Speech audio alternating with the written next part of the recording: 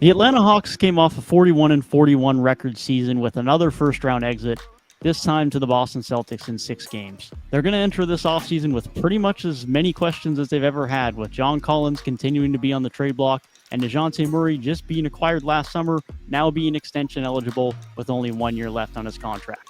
That with a ton of money being on their payroll as they enter the new restrictions of the new CBA, and they have a ton of decisions to make this offseason. And I'm going to get your thoughts first, Trent. What do you think this Atlanta Hawks team should do as they enter this offseason? So this team finished 500, right? They were the 7th seed of the Eastern Conference. They beat my Miami Heat in a playing game. They had a lot of drama in the beginning of the year, mainly between Nate McMillan and Trae Young. And to be honest with you guys, I don't really think Trae Young is a head coach. Let me not use that word, but I don't really think he's one of those players that's going to keep kicking coaches out and have problems with him. I think that was just built over the last few seasons, which they haven't really played too well. They hired a new coach, if y'all know, of Quinn Snyder. And he brought this team to be a competitive team against the Boston Celtics. They won a game without Dejounte Murray because he got suspended. And now they're heading into a crucial offseason once again, because when you have Trae Young on contract you have him on contract to 2026, 2027, and each year he continues to make more money from 37 mil to 40 to 43 to 45 to $48 million, right? He signed that big contract.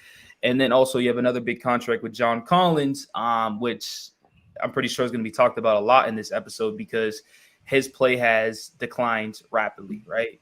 He used to be a top guy for this team, and I think the injury kind of held him back a little bit. And then when you add another player like Murray, you're taking more shot attempts away from him. John Collins this year averaged 13 points a game, 6.5 rebounds, and a half assist. And let's not forget, the dude's getting a 5-year, $125 million contract. There's just no way in hell a dude that's averaging 13 and 7, I could do that when I'm sleeping, that's getting paid this much money. And especially with the CBA rule, it's definitely going to be a problem for this team. So I honestly think the first thing you got to look at is a team going to take or willing to take his contract, right? Because he's around the $26.5 million range for the next few years. And for a player that's very inconsistent, a player that forgot how to shoot in a sense, what team is willing to take that contract? So I do feel like the Atlanta Hawks are going to have problems with trading John Collins. He does have upside because we've seen it before. The dude was easily 19.5 points, just round out to 20 and 10 every single night a few years ago. We just don't see that no more. And then there was a big question coming out with Dejounte Murray, right? He has 1 year left on his deal. There was a report, I'm not sure how true it is, but he's in a trade rumor of possibly trading him, which is just crazy to me because you traded make sure y'all correct this for me. Was it 2 first-round picks or 3 first-round picks? 3. I think it was 3. Yeah, 3 first-round picks for Murray, and you're already trying to trade him the season after. But also, shout out to Devin. He put he's eligible for a 4-year, $114 extension. So it will be interesting to see. Do they give them this extension because their cap is already, let's say, crucified in this sense, unless they find ways to free some cap space up and figure something out. I feel like the Atlanta Hawks don't have the brightest future, personally, in my opinion. I think they're still relevant because you still got Trae Young, and you still got a top 15 pick. You got a new head coach in Quinn Snyder, which we all know Quinn Snyder was the head coach for Utah, and they was always a top team in the Western Conference every single year. So I think this team stays relevant, especially with the playing. They're always going to be around there.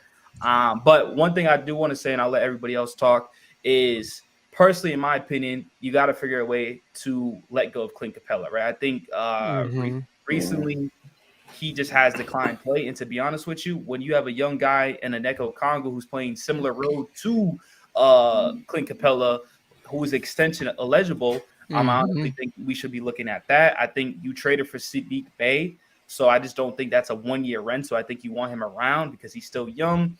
And if you could figure a way of having a Trae Young, personally, I think we talked about this all in the Discord. No one really likes the style of play of Murray on the offensive end. So maybe he could polish that a little bit more. We all know him as like a defender. Obviously, his offensive game has improved. But I think the main reason why they traded for him is to get Trae Young more off ball on the defense end because the other teams are exposing him. But like I said, man, this Atlanta Hawks team has a lot of things to do. And it's all going to start with Quinn Snyder, this is going to be his first full season, for first off season, and they got, like I said earlier, they got the 15th pick and the 46th pick. So a lot of questions heading into this year's off season with players contract eligible and trades, and they don't really have much free agents besides Aaron Holiday. Yeah.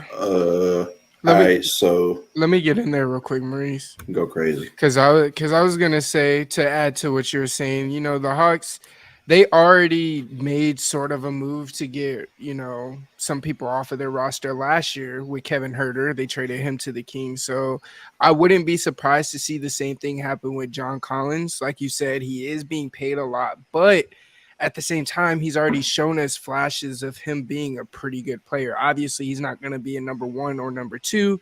He'll probably be the number 3 or a rotation guy, especially after this wrist injury. And, you know, that wrist injury was the primary reason his shooting became so bad. But I don't think John Collins can, you know, not get to that level he was at before. That's one of those things you get in the lab, you work on, and you do. Like you said, I don't see Clint Capela coming back. I know Minnesota was one of the teams that was vying for him prior to them getting Rudy Gobert, but Onyeka Okongwu, he's due for extension.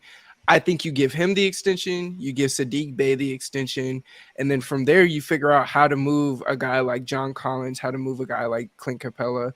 Not necessarily in a way to just get their money off of your roster, but to strengthen who you have around Trae Young. Because my main thing with the Hawks really has been they have good players. We know that they have talent, but when it comes to Trae Young, who they're obviously going to be building around, and Dejounte Murray being there, the guys that they have, it's really just a cesspool of talent. It doesn't come down to guys that work together, that cohesively complement each other's strengths and weaknesses. And that's what's going to be the real key in this, not just coming off of guys like John Collins and Clint Capela. You need to make sure whatever you do get in return, it complements them just tenfold. And that goes all the way down to the line to Saddiq Bey as well, because we know Saddiq could be the scorer that Dejounte isn't, whereas he could take that step back on offense, and Saddiq, he actually brings up more production there. And it all depends on how the Rockets move with this going forward. But I think at this point, you just put your chips to the table and pay your younger guys. You pay Onyeka, you pay Saddiq. Of course, you already paid Trae Young. And like you said, Dejounte Murray, he's eligible for an extension. So at this point, I think if you don't go get guys that you think can just turn the table, you pay the young guys you got now and just push your chips forward and figure it out. Talking about, paying the young guys, obviously that has to do with salary. So Trae Young and DeAndre Hunter are the only players that are extended past the 2026 season that I think that the Atlanta Hawks would like to keep. John Collins making $23 million this year, 25, 26, and then he has a player option in the 2025-26 season. Obviously, I think that they're going to try to move off of John Collins because that is a bunch of money for a player who has regressed at the young age of 25, B, taking up a lot of your cap space, especially with the new CBA rules. You don't want to be pigeonholed by that. And then C, just doesn't seem to fit the mold of where this team is going, and that has been, evident in his decline in play. Did they just pay DeAndre Hunter, or am I mistaken? That was last summer. That's awesome. Yeah, last summer extension. DeAndre Hunter currently is making just under $10 million. His new contract extension kicks in next year, where he goes up to 20, 21, 23, and then finally to complete his contract in the 2026-27 season, which coincides with Trae Young's contract and when it will be up. He's being paid $24.9 million. That's nasty. That is a lot of money. You paid DeAndre Hunter for what though? Like if we really take a step back and look at it, what the fuck has he done? I believe that it was an investment on their young talent. I think that they believe in DeAndre Hunter and was like, that overachieving. Fuck them. That's the best way. I'm sorry, there's no other way to put it, but making to the Eastern Conference Finals a few years ago, that it doomed them because now you pay these young guys that haven't shown anything besides Trae Young.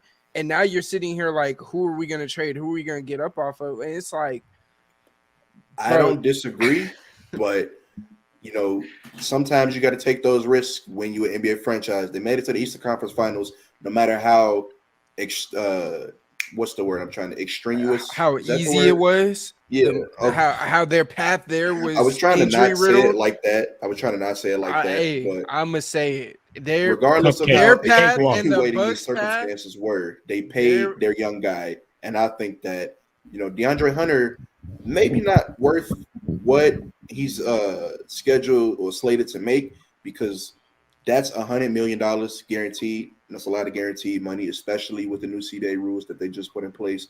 But I mean, I don't think it's something that in the long run will really hurt them too much, because if they really needed to, I feel like they could move a contract like DeAndre Hunter's, who $20 million and then 21. It's not like a super steep hike in salary every single year. That's a movable contract, in my opinion. I feel that, but it's like he hasn't averaged more than 15 points in his career. John Collins hasn't averaged more than 21 points, and that goes back to 2019, 2020. So it's like, if I'm the rest of the league, if I'm a GM just looking on the outside looking in, I'm looking at it as you paid these guys, and these are guys that I can get on a much cheaper deal for guys that are going to play a lot better and a lot more consistent, because I know for certain one of the issues with DeAndre Hunter and the Hawks in general coming into this year was, can he be consistent enough to be a valuable scorer for them? And even to this point, he hasn't done that. So it's like I said, on the outside looking in as another GM, you're looking at it as John Collins and DeAndre Hunter are two guys that are being paid probably about $10 million more than they should per year. Why would I take on that contract? Yeah, if you don't mind me stepping in real fast. No, here's the thing. I agree with what you guys are saying, but I think DeAndre Hunter's contract is quite as bad as we're making out to seem. I think his defensive upside is obviously there. One of the better perimeter defenders in the entire league. So I think his money might be a little bit steep, but for how old he is and really what he brings to the table to a team, you might be able to get it cheaper, but the age is definitely a factor, and I think that's what they were buying into. And when we're looking at guys like, I see him not like a Dejounte Murray type, but like a player that can really develop and really put it all together. Already known as a good defender. Can they put that offensive bag together? And I like his contract, to be honest. Maybe not right now, but in the next season or two, I like it. Now, let me ask you this question. My fault, John. I'll let you talk. Let me ask you this question. The dude's 25 years old. He has yet to play 70 games this year. So are we not going to talk about the dude's injuries? The dude's injured pretty much majority of half of his career. Right? I mean, something we got to know. Like his last year was the most games he ever played was 67. But before that, it was 53. Well, actually, he played 63 games. But still, I feel like if you're 25 years old, around 21 to 25, you should at least be playing average around 60, high 60s, 70s. You should be touching 80s. But if you're like, this is too low. 20 and 50 is just too low. And then you give him that big contract for a player that his offensive game just hasn't improved. I mean, if you look at the stats, it shows like a 2-point increase. But if you actually watch the dude play in the big moments in the postseason, you're not noticing that 2-point increase at all. Definitely not. You see what I'm saying? So stats be lying. Injuries definitely play a factor. And that's what I got to say. But, John, you can go. So what I was going to touch on was, I honestly was more leaning on the side with what JELSON was talking about, right? I know that he is the contract may not look and seem great right now, but what I was going to touch on is more the defensive upside, and you can bring him on along the ride if you take on the core of Trae, Dejounte, and then you try to bring some other pieces along. You could bring him along the ride as a role player. But I mean, just to touch on the Hawks' offseason real quick, I'm like, Top, Trill, Mo, you guys, talked about everything that they need to do, to be honest. Move off Clint while you can, move off John Collins. But really, I feel like once you pay the young guys and once you give everyone that's extension eligible their money, I feel like your money's tied up. I was talking about that with JELSON earlier, is that with the Timberwolves, like once you pay your guys that you need to pay, most of the money's tied up. And I feel like the Hawks are going to be in the same situation of, once you give Saddiq and Dejounte, their extension, and other brother's name. I'm not going to even pronounce it. I'm not trying to butcher his name. Onyeka Okongwu. Thank you, Dave. You're Thank saying you, it brother. wrong. It's It's Onyeka Okongwu. Onyeka? Oh, Okay. they, So, they yeah, used to they used to Hey. say that in Chino Hills when I was out there. That's It's how all they good, said brother. it. It's all good. Didn't they call him black ass? They did. Once you extend Oh, shit. them, and I just feel like most of your money is going to be tied up. So they're in a situation where I don't know if they can go after many free agent targets. But Let me I ask don't- you this then, Go ahead. because you say you see the upside in DeAndre Hunter, and I'm one of those dudes that like DeAndre Hunter coming into the draft, and I do think he does have some upside. He just, of course, has to get together with injuries and such. But with that being said, can't they get what they're asking DeAndre Hunter for out of Jalen Johnson? Now, that could be just me being very, very high on Jalen Johnson. I really like him as a player, but he has some of the same makeup that DeAndre Hunter has. And when you watch him in the minutes that he did get, because he didn't have too many opportunities, but when you do watch him in those minutes, those are some of the minutes where I'm seeing it and I'm like, he might be able to fill that same role where you're paying this dude $20 million a year to do. No, yeah. No, that's a good point, Trill. But in my opinion, I do think Jalen Johnson can make up what DeAndre Hunter brings on the defensive end. And I'm not gonna lie, they're not too different when it comes to offense as well. DeAndre Hunter really hasn't been able to put it all together, and Jalen Johnson is still incredibly raw. But I do think they should bring back Onyeka Okongwu for sure, no doubt. I think they should bring back Saddiq Bey. I love what he brought to the Hawks, a little bit of shot creation off the dribble, something that John Collins really can't do for real. And I do think they should let go of Clint Capela. I think the Atlanta Hawks should go after. I'm not gonna lie, I'm pretty high on the Detroit Pistons bigs, whether it be Isaiah Stewart, or if they want to let go of Wiseman. I would think be they're an sticking interesting with pair. Wiseman, but we'll tell you about that soon.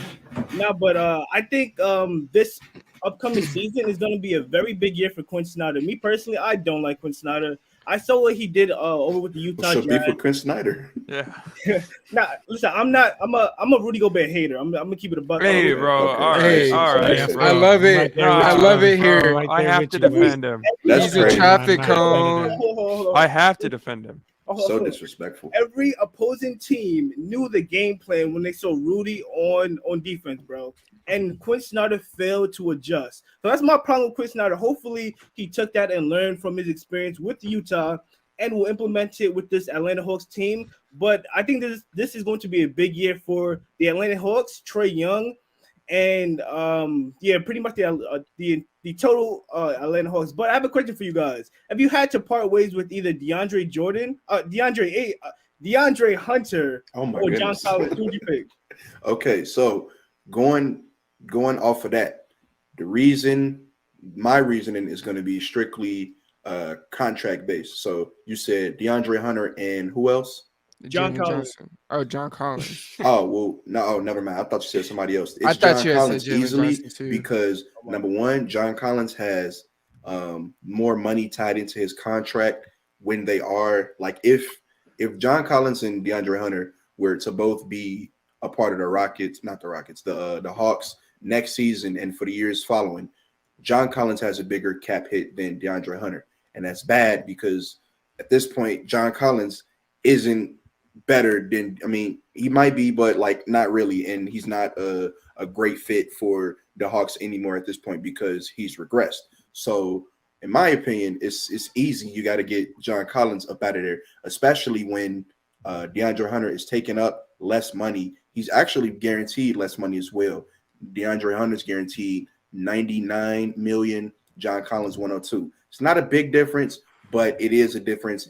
And you also have DeAndre Hunter locked up until that 2026-27 season. Once again, that coincides with Trae Young's final year of this current contract. So that's my answer. I have something to say about Trill, about Jalen Johnson and DeAndre Hunter. So I'm looking at these numbers deeper in, right? If you look at the per 36 with Jalen Johnson in the regular season, his averages goes up to 14 points a game, and then the postseason goes up to 16.7.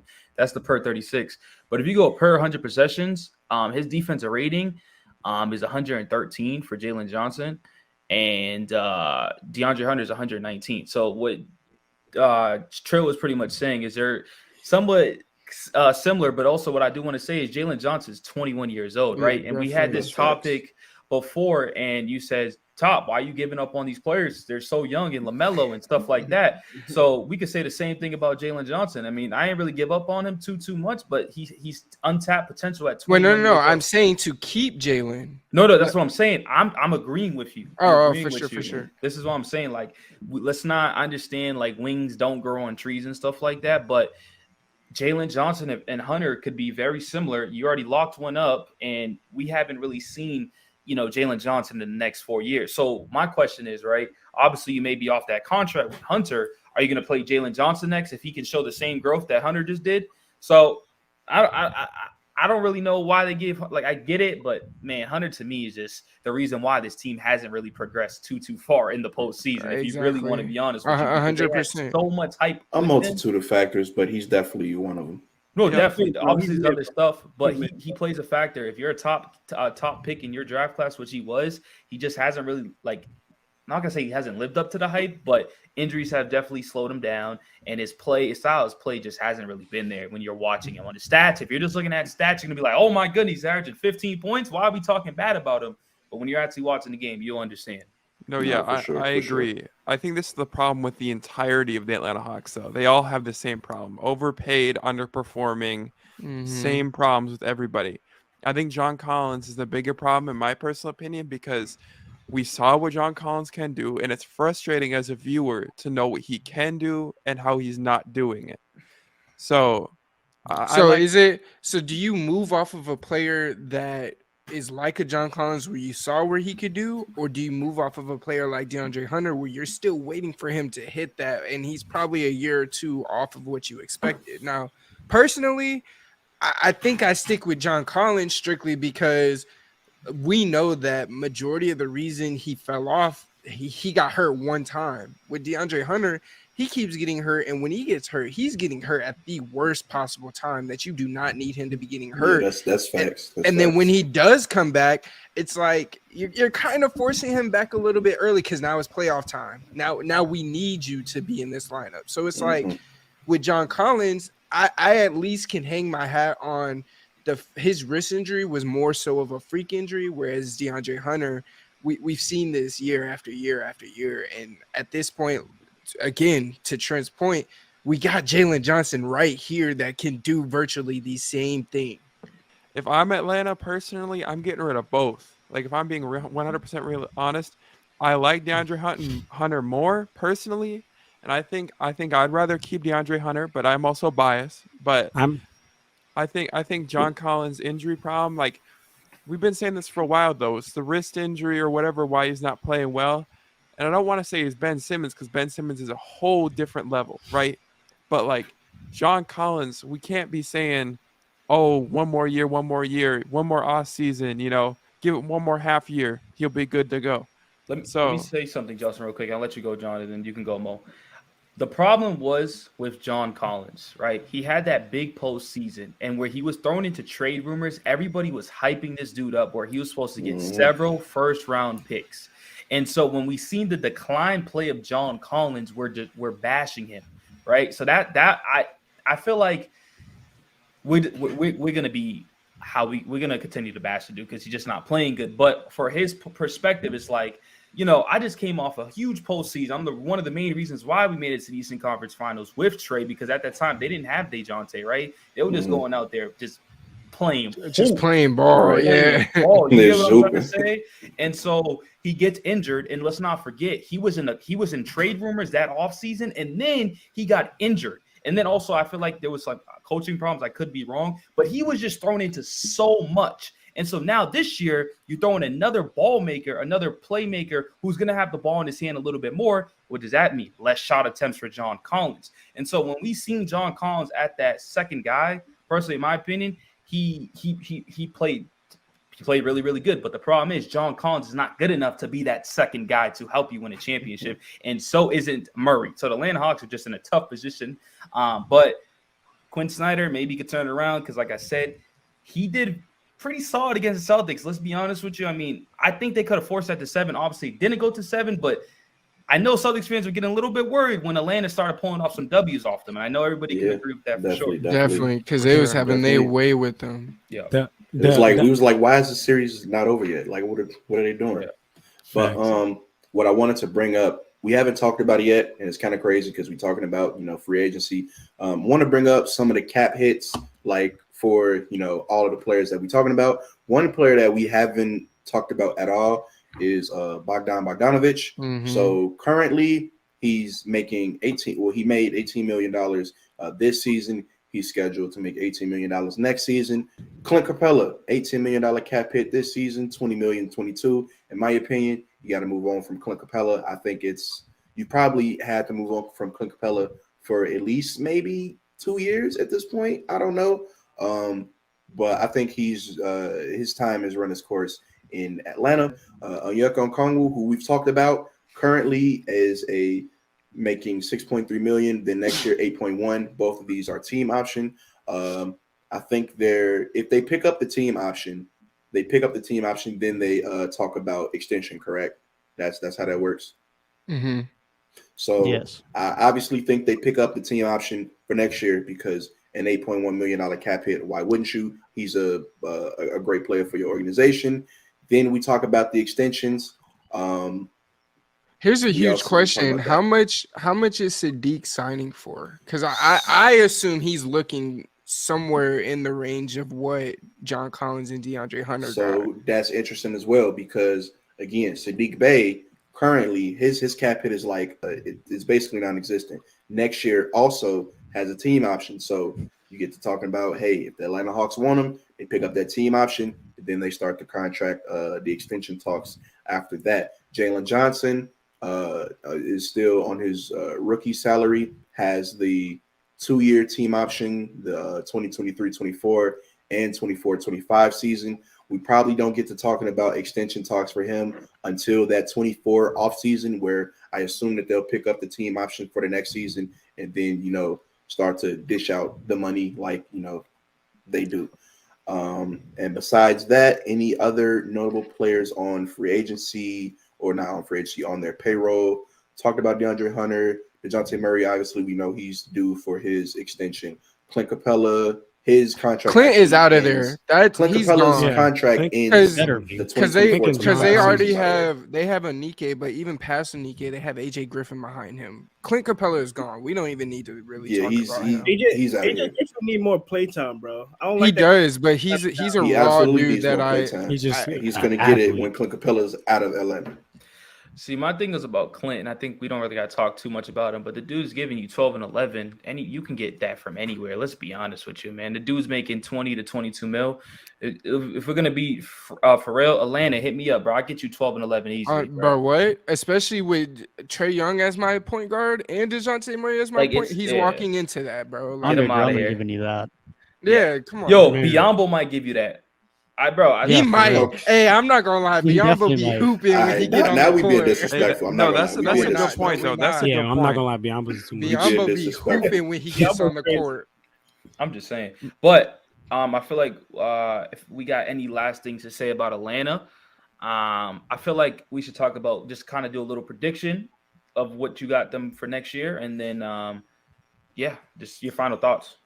So I'll go first because obviously, as I say, start with you. So, if you just kind of look at their team, and like we kind of talked about a lot of things, right? Unless they make a huge move this offseason, Quinn Snyder, Nate McMillan, let's be honest with you, is Quinn Snyder an upgrade? But it's an upgrade, but it's like I'm not upgrading from shit to ass. Yeah, it's like so. I see them in the same position because look, if you look at the Eastern Conference, the Knicks are going to be there. All these top teams are still going to be there, right? Yeah, the Knicks, Cleveland, Nets, Heat, Boston, Milwaukee. I don't know if the Nets are going to be better. They're gonna be neck and neck with them at least. So the thing is, when you have a top 10, there's going to be those 4 teams are just going to be bad or whatever the case is, 5, whatever. But yeah, so I have them around. Maybe they're not 500. Maybe they're a little bit better, But I just don't really see this team doing too well unless Trae Young, because let's be honest with you, I think Trae Young started to finish off hot, but he also wasn't having the greatest season in the beginning of the year too. Very inefficient. Absolutely not. A lot of turning. He was turning the ball over a lot. And I think a lot of people forgot how talented this dude is because he was playing that bad. So I see them staying in the same position. Maybe they get top 6. I highly doubt that. But I think they're going to be a playing team, and then we're probably going to be next year. What's next for Atlanta? Like, they're just going to be in the same pedestal. But there you go. I think right now they stuck kind of in no man's land. They got their franchise guy. They got their co-star. Maybe. We don't know if they have their co-star yet. But if Dejounte Murray turns out not to be the co-star that they want, which in my opinion, probably not, because that backcourt is just, I don't think that backcourt wins you NBA championships without significant help. Just in general with the entire roster, like you need defense to make up for Trae Young's lack of ability. You need more shot making to combat with Dejounte Murray not being the greatest, scorer ever. And you need Trae Young to be like consistent enough to be the best player on the team, and at times need to be the best player on the court, because let's be honest, you aspiring for a championship, you're going to need to be, if not the best player on the court, at least the best player on your team. And we've seen Trae Young multiple times during the playoffs, have these very, very just shitty performances. If I'm not mistaken, didn't he have, if not this year in the play-in versus Miami, he had a terrible game. I know for a fact he had a terrible series last year against Miami. My predictions for them, I don't really see them being a top player in the Eastern Conference. I think they will snatch a playoff spot, maybe 6 seed. They might go into the play-in, snatch a play-in seed like they did again, 7, 8 seed. I don't see them missing the playoffs, though. I don't think that. I think that they have enough to make the playoffs in the Eastern Conference, especially when you look at the Eastern Conference. It's a little top heavy, and then everybody else is like, well, what do we do with you? But somebody has to be the 5th seed, somebody has to be the 6th seed, and so on and so forth. So I think they'll make the playoffs. I don't have anything crazy expectations for them. I think they'll be a little bit better than they were last year with some new additions, as well as getting rid of some of the dead weight on the team. But I don't see too much in Atlanta's future for right now. Yeah, I'm right there. I don't see too much for Atlanta's future. Not very bright. Like I mentioned, once they pay out their players that are extension eligible and the players that are must bring back if you want to continue to compete, I think they're just married to what they got, married to that team. And unfortunately, that team just isn't enough.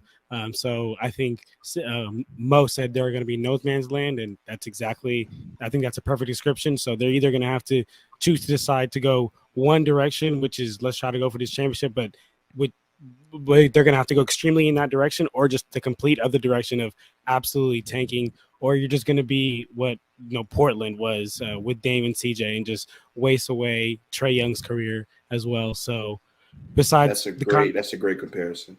Besides the contracts, man, don't really. Besides Trae Young, I don't really see much of a great future over there in Atlanta, man. To be honest. Definitely. I see them hanging around the 6 to 8, 9 spot. Y'all pretty much hit the nail on the head, but the only difference I think I will say is I don't see Trae Young staying if there's no winning basketball. I think they're going to ride this wave up until Trae Young pretty much gets to the point where he's like, bro, I want out. I want to win. That's what I think is going to come to. And that's pretty much what we've been seeing with a lot of these. And Atlanta's not a small market, but in terms of who people root for and stuff like that, smaller market, I guess you would say, that's what we see with a lot of these teams that don't have the kind of culture that the Bucks or Heat have. And we're essentially going to see this team riding this wave of mediocrity till Trae Young is ready to leave. Once he's ready to leave, they're about to hit a hard restart. That's essentially what's going to happen. That Eastern Conference Finals appearance, it doomed him. There's no other way to put it. Like, hindsight's always 2020, but even still, with that being said, a lot of people within the basketball world were saying those contracts were kind of a bit too early when they made it there. So we're seeing it play out in real time now. I don't see them doing much of anything. And like I said, they're going to be in the same range up until Trae Young says I'm ready to leave. And I think that might be sooner rather than later. And the only other way I see them out of this hole is if Trae Young starts to play a little bit more off ball, Dejounte Murray plays more on ball, and maybe you might see a little bit more of a wiggle room and a little bit more of a wrinkle to their team, because I think Quinn Snyder it'll be a lot easier for him to help Trae Young to move to that kind of role. But even still, the team built around them still won't be enough, and it's essentially just going to end up being Trae Young is going to be in a blockbuster trade in the next couple of years. No, I agree with you for sure. I think this team can get slightly better, and I mean ever so slightly. I think Trae gets more consistent. I think Dejounte Murray can't get much worse than his entry season with Atlanta last year, if I'm being real honest here. Like, I think when Atlanta traded for Dejounte Murray, they were expecting a better offensive game. Absolutely. And if we're being real here, like, Dejounte Murray had a solid season, don't get me wrong, but he's a player that I expect to only get better. But those two players getting better, how far are they going to get you? As we talked about, I don't see them getting past a 5 seed. I don't think they missed the playoffs at any point. But my main concern, if I'm an Atlanta fan, is, as we've talked about, Trae Young saying, I'm out of here. I want no parts of this team. See, I'm gonna build off a little bit what JELSON had said. I do think the main focus for Atlanta is to find some middle ground where you could get productivity on offense from Trae Young and still have Dejounte Murray not be a total negative on offense, but still be a dog on defense. My thing is, I'm a Knicks fan, so best believe I'm praying on the downfall of the Atlanta Hawks. But I don't see this team going far as it's constructed right now. I still give it a year, see where we are in a year. Like most of you guys, I do have them being in the 6 to 8, 6 to 9 range.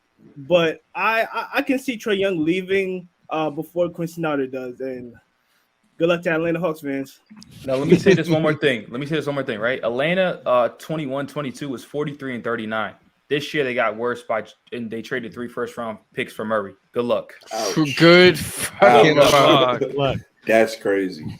That's a harsh reality for Atlanta Hawks fans last year, but hopefully they can make some few moves around Trae Young headed into this offseason that help them a little bit.